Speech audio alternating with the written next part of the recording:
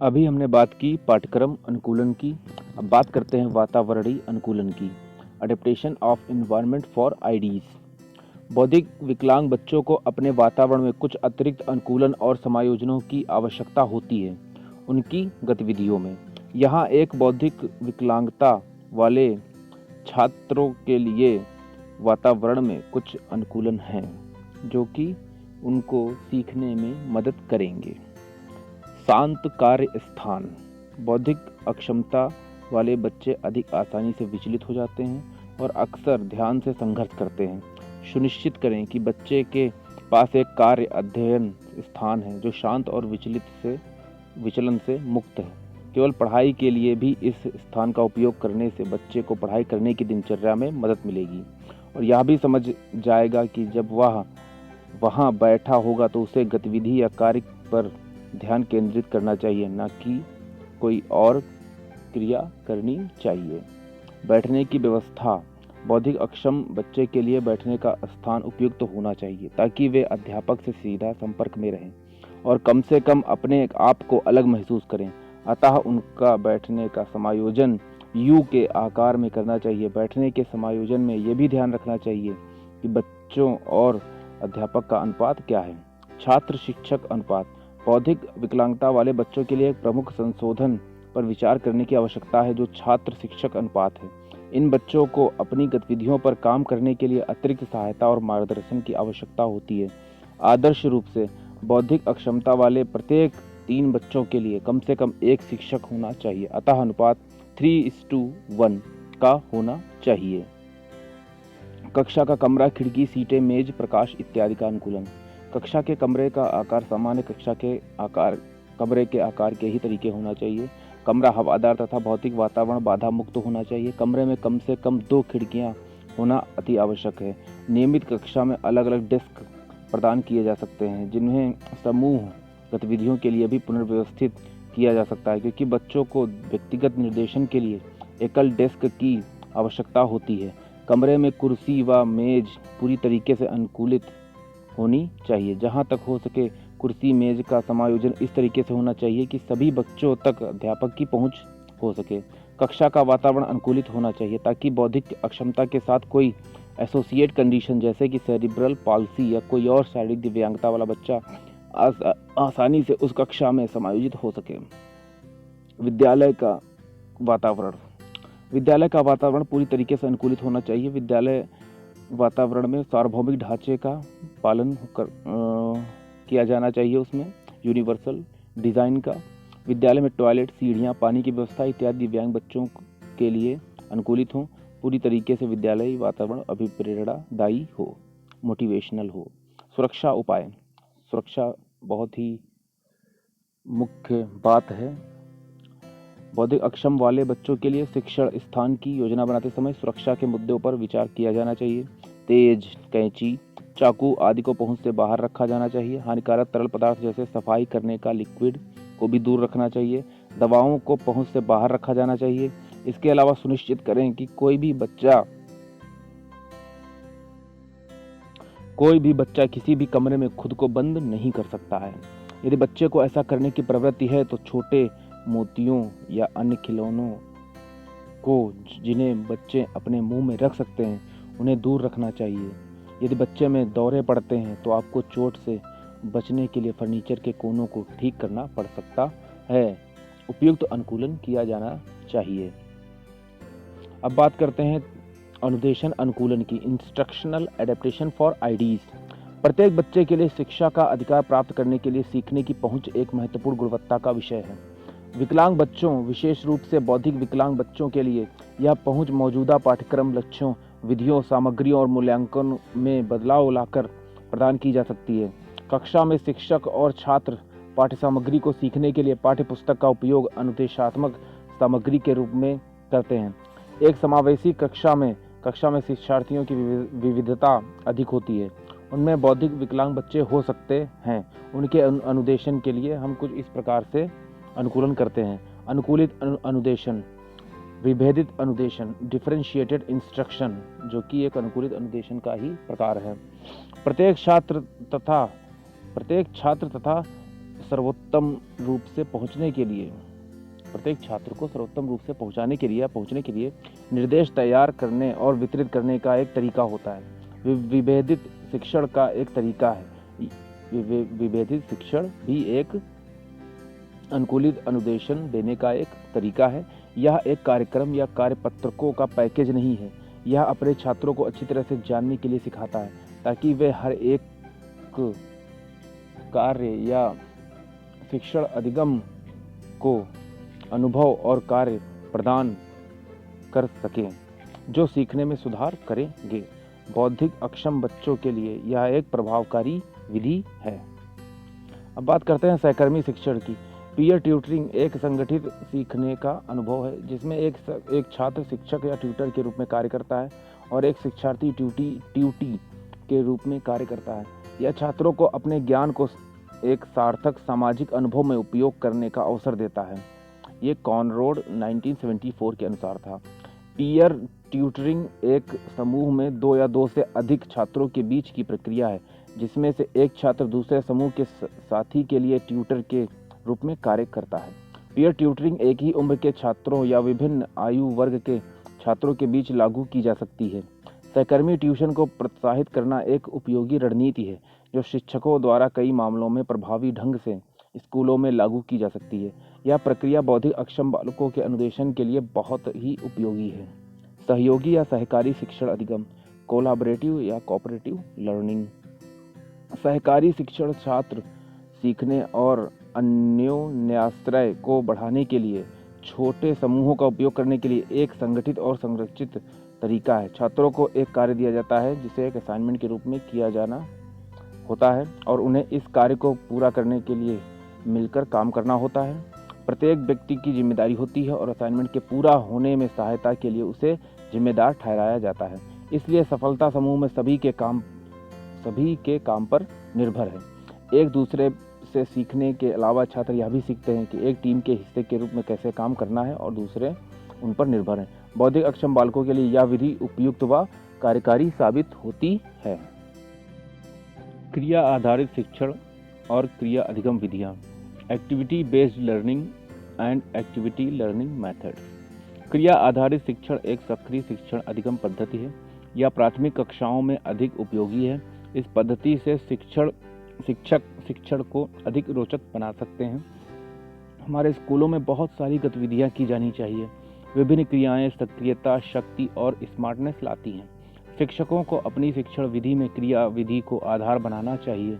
बौद्धिक अक्षम बच्चे करके ही सीखने में सक्षम होते हैं, अतः इस विधि से उनको आसानी से पढ़ाया जा सकता है। बहुस्तरीय शिक्षण, मल्टी लेवल टीचिंग। बहुस्तरीय निर्देश कठोर मानकों के भीतर प्रत्येक छात्र के लिए सफलता प्रदान करता है और विविध छात्र सीखने की विशेषताओं को स्वीकार करता है। बहुस्तरीय निर्देश मूल रूप से प्रतिभाशाली छात्रों के लिए उचित रूप से समायोजित अनुदेश प्रदान करने के साधन के रूप में तैयार किया गया था। शिक्षकों ने जल्दी से पाया कि बहुस्तरीय अनुदेश प्रक्रिया का पालन हर उस छात्र के लिए किया जाना चाहिए जिसके लिए ग्रेड स्तर के पाठ्यक्रम के उद्देश्यों को समायोजित करने की आवश्यकता हो सकती है। अतः बौद्धिक अक्षम छात्र के लिए यह उपयोगी सिद्ध होता है।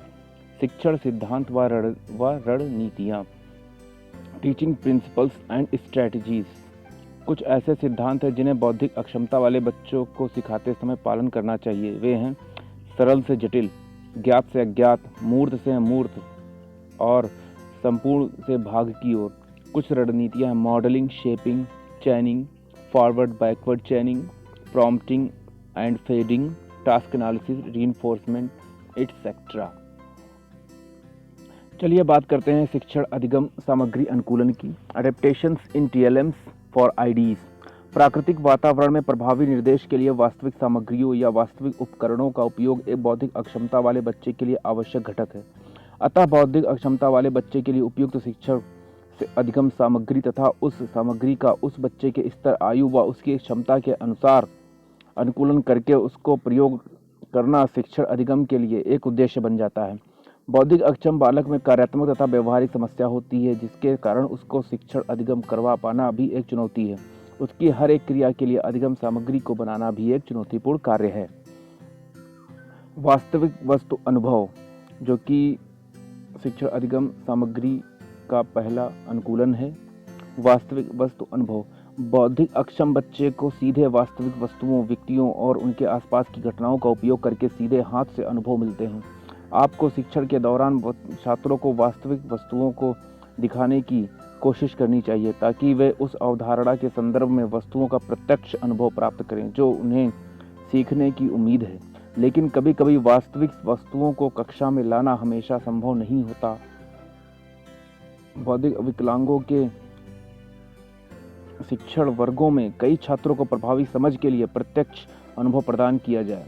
बच्चों को उनके तत्काल वातावरण में मौजूद कई वस्तुओं या स्थानों से प्रत्यक्ष अनुभव मिलता है, जैसे कि असली फूल, पत्ते, पौधे, कीड़े, वन में टहलना और उपयोगी वन उत्पादों का संग्रह, पंचायत कार्यालय, बैंक, डाकघर जैसे विभिन्न संगठनों में जाना और उनके कामकाज का निरीक्षण करना, एक मछली घर की स्थापना और उसका रखरखाव करना।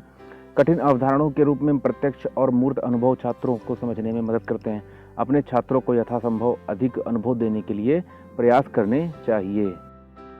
अब बात करते हैं तैयार किया हुआ TLM।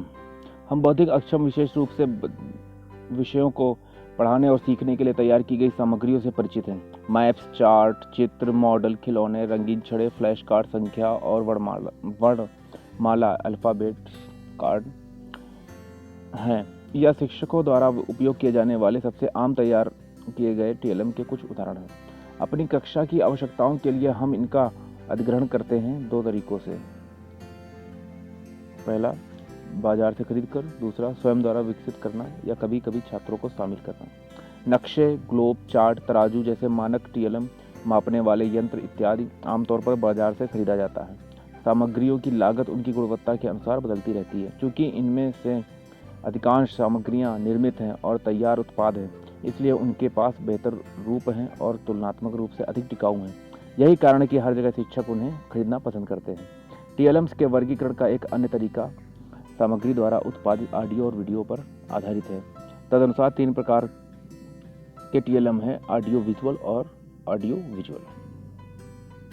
ऑडियो TLMs ये सामग्री या उपकरण जो श्रवण इंद्रियों पर आधारित हैं और इस प्रकार बौद्धिक अक्षम बालकों को सुनने के माध्यम से सीखने में मदद मिलती है। उदाहरण, रेडियो प्रसारण, कैसेट और CD प्लेयर एटसेट्रा। अब बात करते हैं विजुअल TLMs की। वे उपकरण जो विजुअल सेंस पर आधारित हैं, इस तरह बौद्धिक अक्षम बालकों को देखने के माध्यम से सीखने में मदद करते हैं। इसमें नीचे black board, charts, pictures, graph, models, film strips, slide इत्यादि शामिल हैं। ऑडियो विजुअल TLMs वे उपकरण जिन्हें श्रवण के साथ साथ दृश्य इंद्रियों की आवश्यकता होती है और छात्रों को सुनने के साथ साथ देखने के माध्यम से सीखने में मदद करता है। यह TLM बौद्धिक अक्षम बालकों के लिए सबसे अधिक उपयोगी सिद्ध होते हैं। इस तरह के उपकरण के उदाहरण हैं टेलीविज़न, फिल्में, कंप्यूटर असिस्टेड इंस्ट्रक्शंस इत्यादि।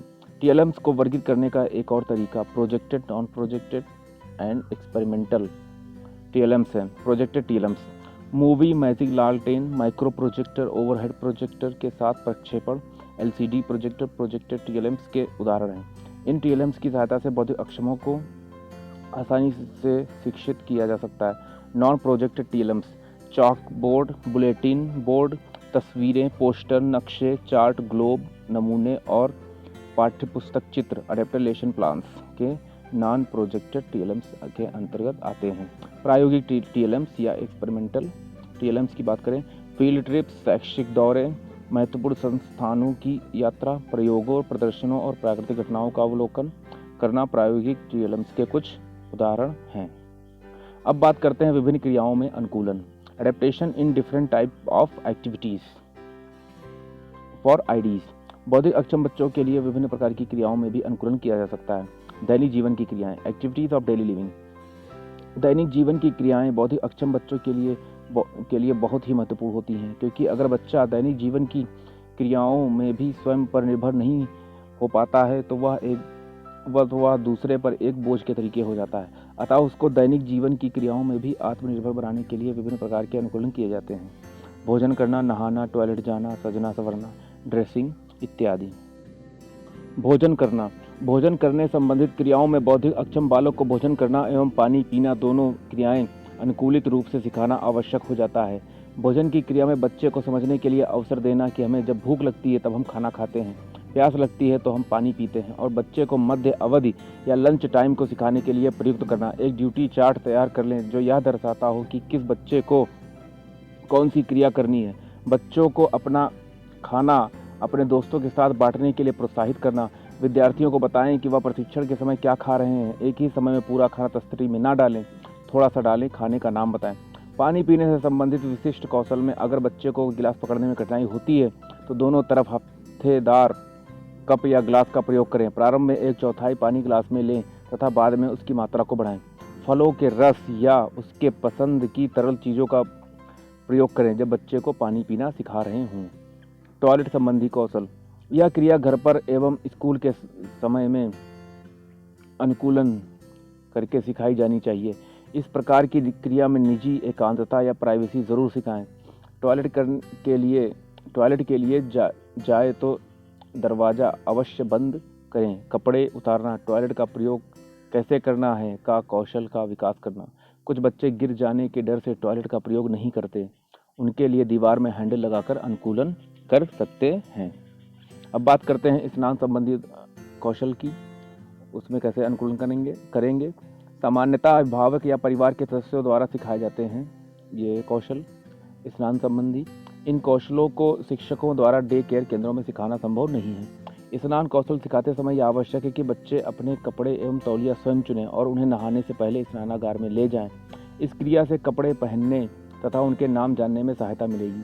बच्चों को गर्म और ठंडा पानी मिलाने एवं आवश्यक तापमान जांचने की स्वतंत्रता होनी चाहिए। नहाने के समय गोपनीयता बनाए रखने की आवश्यकता है। हाथ से साबुन फिसल जाना या उचित प्रयोग के लिए प्रारंभ में स्पंज का प्रयोग कर सकते हैं। नहाने व कपड़े पहनने के समय गोपनीयता बनाए रखने की आवश्यकता है। कपड़े पहनने संबंधी कौशल, कपड़े पहनने की क्रिया में कपड़े पहनना एवं उतारना, चैन खोलना बंद करना, बटन लगाना या खोलना, हुक लगाना या खोलना तथा फीते बांधना सम्मिलित है। पैंट उतारना या पहनना सिखाते समय बैठने के लिए स्टूल या कुर्सी का प्रयोग करें। आकार व ऊंचाई कुर्सी की बच्चों के आधार पर होनी चाहिए।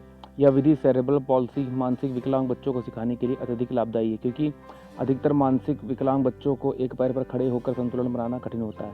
बटन बंद करना खोलना सिखाते समय कमीज पर बड़े बटनों का प्रयोग करें। कपड़े के उल्टा सीधा पहचान के शर्ट पैंट पहले से ही लगे हुए स्टिकर का प्रयोग करें। अगर बच्चों को बटन का प्रयोग करने में समस्या होती है तो वेलक्रो या प्लास्टिक का अनुकूलन करें। सजने संवरने संबंधी कौशल, इन कौशलों में कंघी करना, पाउडर लगाना, बिंदी लगाना, तेल लगाना, चप्पल जूते पहनना सभी क्रियाओं को करना सिखाया जाता है। सामान्यतः 8 से 9 वर्ष की आयु तक के बच्चे यह सभी क्रियाएं परीक्षण द्वारा सीख लेते हैं, लेकिन मंदबुद्धि बच्चों को यह प्रक्रिया विशेष विधियों के प्रयोग से तथा उपयुक्त अनुकूलन द्वारा सिखाई जाती हैं। जो बच्चे दायां बायां नहीं जानते उनके जूतों को अंदर स्टिकर का निशान लगा दें। बिना फीते वाले जूतों का प्रयोग करें। लड़कियों को बिंदी वाले स्टिकर्स का प्रयोग करें। ये चिपकाने में आसान होता है। मोटे हैंडल वाले कंधे का प्रयोग करें। सह पाठ्यक्रम तथा अतिरिक्त पाठ्यक्रम क्रियाएं, को curricular and extra curricular activities. बौद्धिक अक्षम बच्चों को सह पाठ्यक्रम तथा अतिरिक्त पाठ्यक्रम क्रियाओं के माध्यम से उसके अंदर रचनात्मकता, मोटर समन्वय, सामाजिक कौशल, शैक्षिक कौशल इत्यादि का अनुकूलन करके विकास किया जा सकता है। खेल, स्पोर्ट्स एवं शारीरिक क्रियाएं सभी बच्चों की तरह बौद्धिक विकलांगता वाले बच्चों को खेल व स्पोर्ट्स की आवश्यकता होती है। विकलांग बच्चों को शामिल करने के लिए स्पोर्ट्स गेम और गतिविधियों को अनुकूलित किया जा सकता है। कुछ परिस्थितियों में बौद्धिक विकलांगता वाले बच्चों या लोगों को बिना किसी अनुकूलन के शामिल किया जा सकता है और अन्य स्थितियों में अनुकूलन की आवश्यकता हो सकती है। अनुकूलन केवल मामूली हो सकते हैं, जैसे कि एक नियम या उपकरण में बदलाव करना, लेकिन अधिक से अधिक सहायता व सुगमता प्रदान करना यही मुख्य बात है। स्पोर्ट्स का अनुकूलन और समायोजन करने से उसके वातावरण के कारण होने वाले असुविधा को कम करना या खत्म करना, जिसमें स्पोर्ट्स खेला जाता है, यह भी एक अनुकूलन का भाग है। खेलों को अनुकूलित करने से नए नियम और उपकरण भी लाने होते हैं।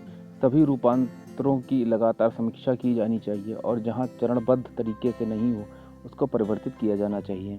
अनुकूलन में शामिल हो सकते हैं। पहला है कोर्ट के आकार को कम करना या ऐसे क्षेत्र में खेलना जहां सीमा को खेल के क्षेत्र को कम करने के लिए चाक से फिर से तैयार किया गया हो। दीवार या बाउंड्री से घिरे एक बंद क्षेत्र में खेलने से बौद्धिक अक्षम बच्चों को सुरक्षित और आराम से खेलने में मदद मिलती है। पहले खेल को इंडोर परिस्थितियों में अनुकूलित रूप में अभ्यास करना और फिर बाहर खेलने के लिए जाना।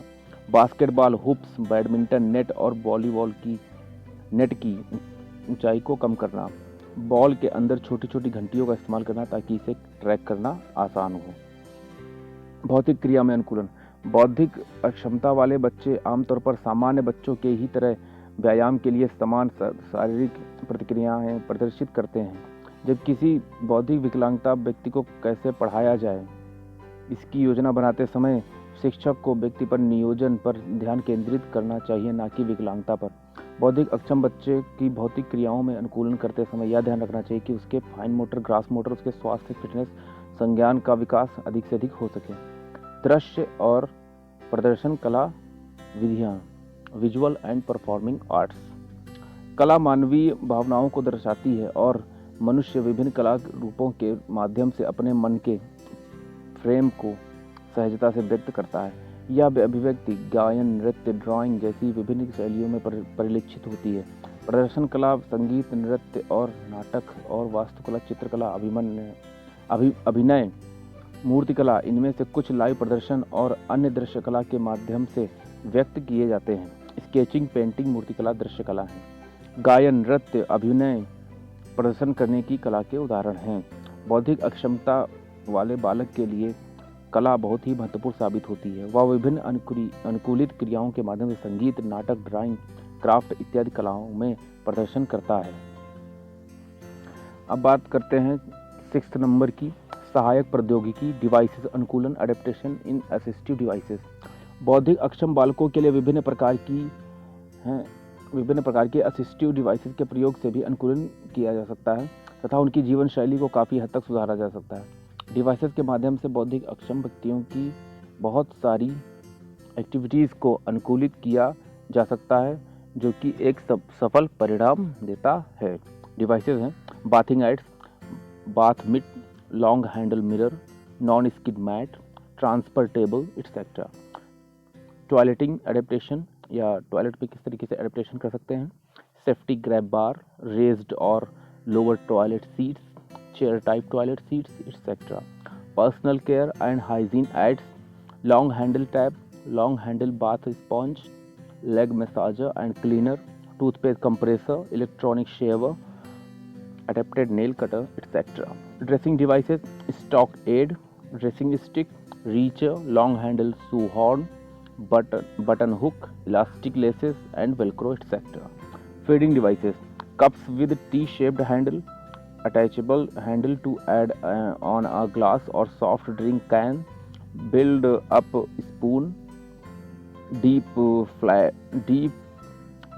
plate with suction cup, fork with universal holder, adaptive cutlery makes it easier to hold and use. Left hand spoon, right hand spoon, adapted fork, teaspoon, super spoon, rocker knife, tablespoon, plate with plate guard, etc.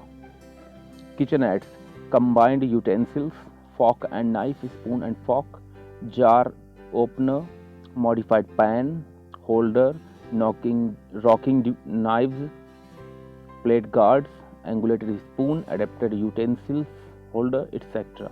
Walking devices, walker, canes, auxiliary crutch, adapted walker, etc.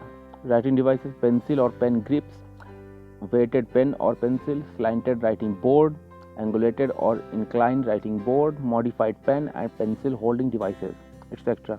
ICT and electronic devices, software packages, digital classroom aids, gadgets, digital flashcards, model audio-visual devices, high-tech and low-tech devices, audiobooks, talking calculators, electronic worksheets, recorders, etc. In assistive devices के उपयोग से बौद्धिक अक्षम बालकों की कार्यशैली को अनुकूलित किया जा सकता है, जिससे वह किसी क्रिया को आसानी से कर सकने में सक्षम हो पाते हैं।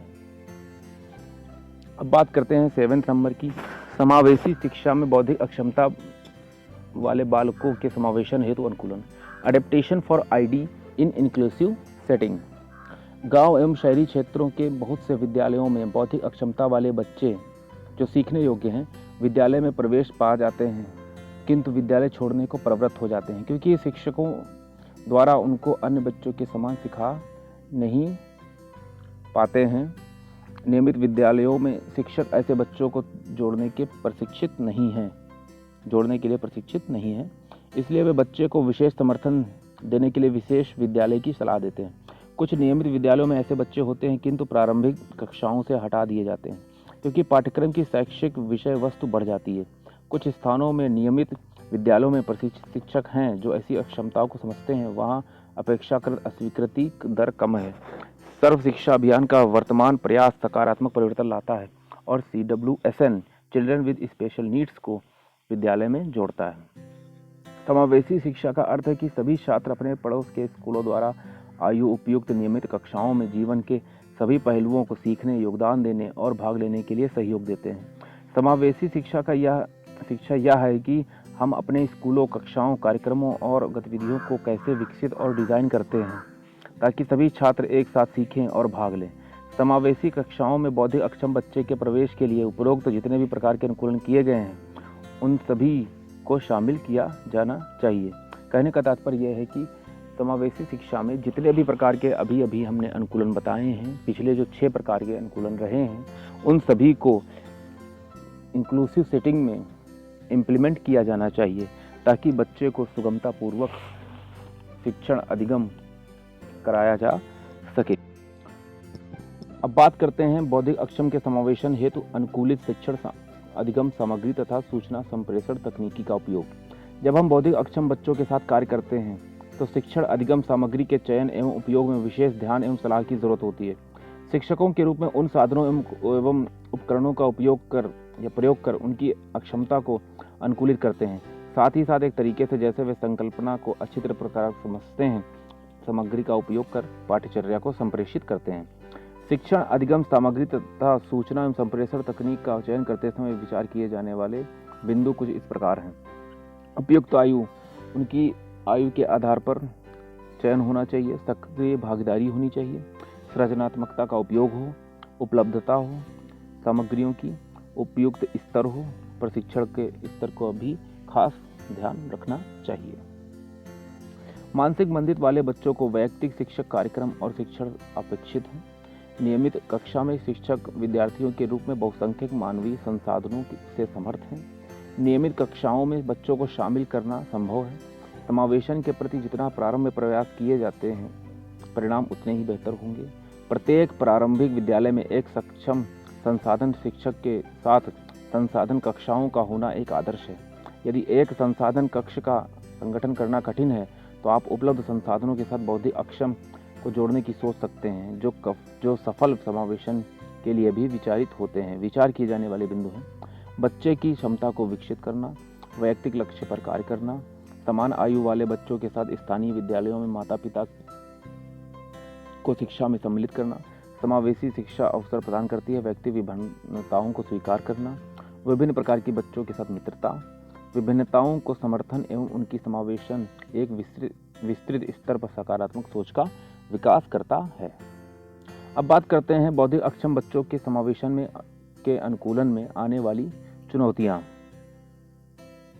बौद्धिक अक्षम बच्चों के समावेशन में आने वाली चुनौतियां निम्नलिखित हैं। अनुकूलित अधिगम शिक्षक सामग्री। बौद्धिक अक्षमता वाले बच्चों को समावेशन में लाने के लिए विभिन्न प्रकार के अधिगम सामग्री की आवश्यकता होती है। उनकी प्रत्येक एक क्रिया के लिए अलग अनुकूलित अधिगम सामग्री की आवश्यकता पड़ती है, जो कि एक चुनौतीपूर्ण कार्य है। रचनात्मक अनुदेशन। बौद्धिक अक्षम बच्चों के लिए रचनात्मक अनुदेशनों की आवश्यकता होती है क्योंकि उनकी बौद्धिक क्षमता में कमी होती है। इसकी वजह से उनके लिए उनकी क्षमता के अनुसार विभिन्न प्रकार के प्रभावी अनुदेशनों का निर्माण करना होता है, जो काफ़ी चुनौतीपूर्ण है। प्रशिक्षित शिक्षक। बौद्धिक अक्षमता बच्चों के शिक्षण कार्य के लिए प्रशिक्षित शिक्षक व प्रोफेशनल्स की आवश्यकता होती है, तभी समावेशन संभव है। अत्यधिक समय व्यय। बौद्धिक अक्षम बच्चों के शिक्षण के लिए एक पाठ या कोई क्रिया को सिखाने के लिए उसको बार बार दोहराना पड़ता है। जिसकी वजह से काफ़ी समय व्यय होता है। अतः उनको शिक्षण के लिए कभी सभी क्रियाएं काफ़ी टाइम टेकिंग होती हैं।